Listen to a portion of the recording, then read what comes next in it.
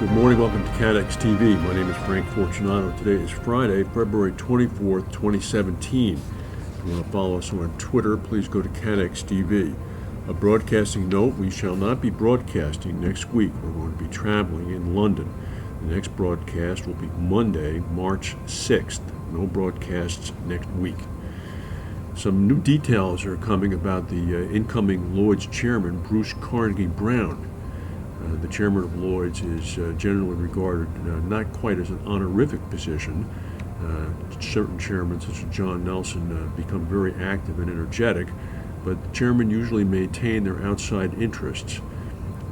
Carnegie-Brown apparently is going to continue with his non-executive roles as chairman of the Money Supermarket Group, which is a retail lender in the United Kingdom, and he's also going to continue as the vice chairman of Banco Santander.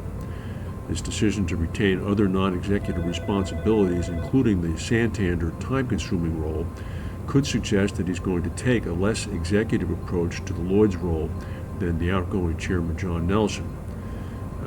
A spokesman for Money Market said that Carnegie-Brown will remain as our chairman. The former Marsh Europe CEO and Aon UK chairman, which is Carnegie-Brown, is, however, trimming some of his boardroom commitments as he prepares to become the new Lloyd's chair. He's leaving the JLT board, where he is a non-executive director, in June on taking up his Lloyd's slot. John Berger is stepping down as chief executive officer of the Bermudian reinsurer Third Point Re at the end of this month. He's going to remain with the company as chairman of the board and on the underwriting committee. He's going to be replaced from within by Robert Breedall. Breedall is the company's president and chief operating officer. Berger is well known. He has led Harbor Point since its inception. He also was the CEO of Alterra, and prior to that had a very long career, also associated with Chubb Re. Mr. Berger is known as a very shrewd underwriter, which may have in fact been his undoing. The fourth quarter numbers came in from Third Point, showing a $46.7 million loss for the quarter. A combined ratio of 105% indicated an underwriting loss, but it was a little bit better than 107% from the same period last year. During the fourth quarter, according to Berger, they generated gross premiums of about $81 million, bringing their full-year gross premiums written to $617 million, which was a 12% decrease from what they wrote last year. Berger has made it very clear that he is not simply going to write bad business at inadequate prices. So as a result, their premium income has dropped. Meanwhile, the combined investment income for all of 2016 was about 4.2%. Royal Bank of Scotland has reported a £7 billion annual loss as past problems continue to dog its performance. This is triple its 2015 loss of £2 billion. It's the ninth year in a row that Royal Bank of Scotland has failed to make a profit.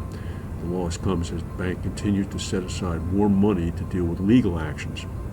They also plan to cut costs by £2 billion over the next 4 years, which will mean further job cuts and branch closures. The bank is 72% owned by the UK government. It's racked up more than £50 billion of losses since the £45 billion taxpayer bailout during the financial crisis in 2008-2009. Riots are not simply happening in Sweden and elsewhere. South African police fired tear gas, water cannon, and rubber bullets to disperse rival marches by hundreds of protesters in the capital of Pretoria earlier today. This is anti-immigrant violence. It's flared up against the background of near-record unemployment in South Africa. Small businesses owned by South Asians and Pakistanis were pelted by stones. The police had to intervene. It developed into a general melee. The assassination of the half-brother of the North Korean leader Kim Jong-un, the half-brother's named Jong Nam, in the Malaysia International Airport, was apparently done by a highly toxic nerve agent, which is classified as a weapon of mass destruction. This would be a small amount of VX nerve gas. North Korea has angrily protested that the assassination was ordered by Pyongyang. The Malaysian police are saying now that because of the fact that it is a significantly controlled weapon of mass destruction, it increasingly points to the likely source of the assassination as being North Korea. And here's a possible harbinger of the future. China, for the first time, has become Germany's most important trading partner. This was from all of 2016, overtaking the United States. German imports and exports to China rose to about 180 billion US for 2016. The development is good news for the German government, which has made it a goal to safeguard global free trade after Donald Trump threatened to impose tariffs on imports, and his top advisor on trade accused Germany of exploiting a weak euro to boost exports.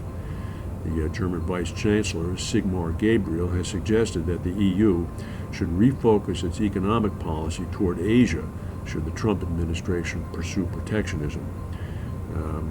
A head of a trade association, the BGA Trade Association, said, given the protectionist plans of the new American president, one would expect that the trade ties between Germany and China will further be strengthened. Of course, that's Europe. Imagine what the result of the United States pulling out the Trans-Pacific Partnership Agreement is going to be. It's an open invitation to China. That's the news for today. We will not be broadcasting next week, but we'll see you on Monday, March 6th. Thank you very much for watching, and have a good weekend.